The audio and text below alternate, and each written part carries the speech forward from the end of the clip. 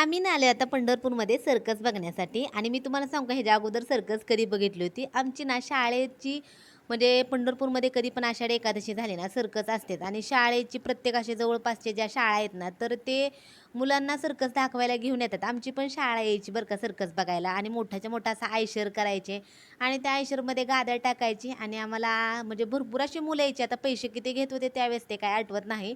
पण सर्कस एक दाखवायची. सर्कस बघून झालं, की नंतर कैकाडे महाराजाचा मठ दाखवायचे आणि येताना आम्ही डबे वगैरे घेऊन यायचो. तिथंच मठाच्या तिथं जेवण वगैरे करायचो आणि येताना नंतर मग आयशरमध्ये बसून यायचो. तर अशी मी लहान होते ना, तेव्हा सर्कस बघितली होती पंढरपूरमधली. त्याच्यावर मी आता सर्कस बघते आणि त्यामुळे सर्कस एकदम भारी होती. आम्ही 4चा शो बघायला आलतो आणि 4चा म्हणत-म्हणत एक 4:30 वाजल्या होत्या आणि एकदम भारी आहे. तुम्ही जर पंढरपूरमधून असाल किंवा शेजारी वगैरे असाल ना, तर या बघायला. अजून किती दिवस आहे काय माहिती नाही, पण एकदम सर्कस एक नंबर होते. बघून एकदम छान. संचितला तर खूप जास्त आवडते.